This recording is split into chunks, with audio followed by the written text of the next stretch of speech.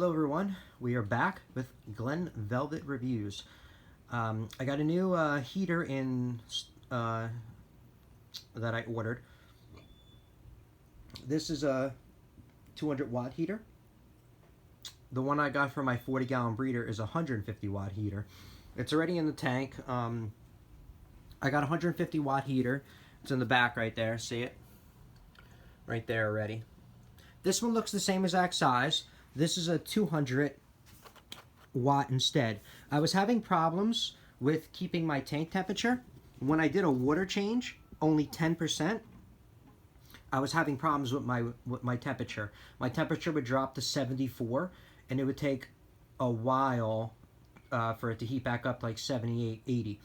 So that's the only thing I didn't like. So I got a 200 watt heater instead. Maybe you're in the same situation that I am. You got a 40 watt heater because it was rated 40 watt, 150 watt heater because it was rated for the 40 gallon. But I don't think it's enough, not for my basement. So I'm gonna use a 200 watt instead, and that was my choice. So that'll kind of work out. And then what I'm gonna do is I'm gonna take the 150 watt heater, and I'm gonna put that in my right here in my my mixing jug, and I'm gonna heat that water up right before I do water change. You only need 6 hours or 8 hours to heat up 10 gallons of water, so I wouldn't run the heater for the whole entire time, because you're going to be wasting a lot of electricity, and that doesn't really make sense. Why would you pay all that electricity? So I would only heat it up like maybe the day before if you really want to be safe, but I wouldn't do any more than that. So let's open up this heater, see what I got.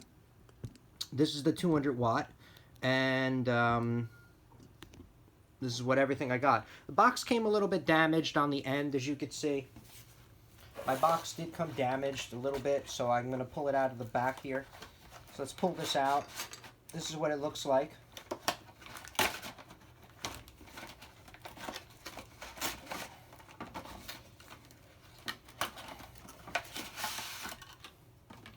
Okay, you already, if you saw my other video with the 150 watt, you already saw the box. I got this because it's a 3-year warranty. It's one of the highest warranties that there is, so I know if I have a problem, I can go return this, or they'll give me a new one, and it's 3 years. That's the reason why I chose this, and that's why I paid the extra money for something like this.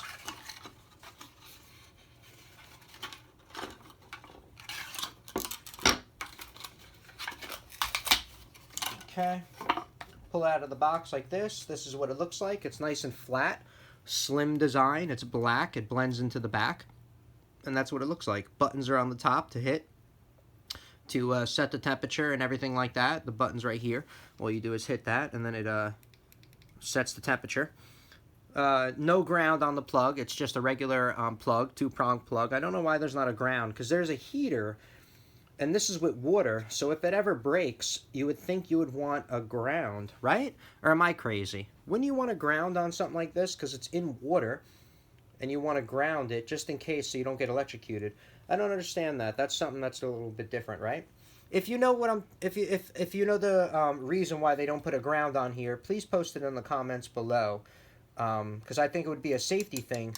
I know this looks like it won't leak, but you never know if this will crack. You never know the future. You can't know what's going to happen, you know what I mean? So you can still have a problem.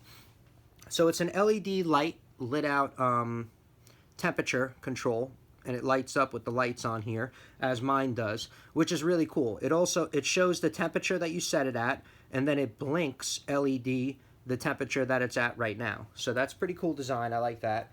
And like I said, this is supposed to be indestructible. I like it. It's really thin. It feels very strong. Like a 3-year warranty. You can't beat that.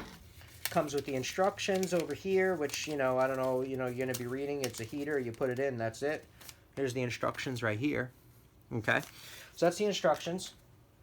Comes with 2 little things that you put on here, and I guess you just stick in here and turn. Yep. Stick in there and turn. Stick in here. And then all you do is just turn it, and then it locks in, and that's it. It locks in just like that. And then the heater just slides right in. Pretty simple design, see? Just slides in just like that, and then it just sucks up. Suction cups right onto the glass.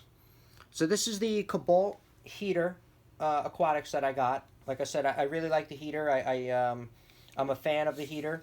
I like the design of it. I like the way they, oh, there it is. It goes on that way. So it locks on just like that. I like the design. I like the 3-year warranty, and it feels very sturdy. So that's the reason why I go with this. Even though it's more expensive than the other heaters, you can just feel the quality. It's pretty good in here. So I was going to go with a BRS heater, but they're out of stock for the next 3 months, and I couldn't wait, so I ordered this instead. If they had it in stock, I was going to go with a BRS titanium heater. So, all right, that's just Glen Velvet reviews about the Cobalt Aquatics Neotherm heater I'm going to be using for my aquarium. And like I said, I'm going to put this 200 watt in my aquarium to heat it up, so this way it'll keep a better stable temperature compared to the 150 watt that I got.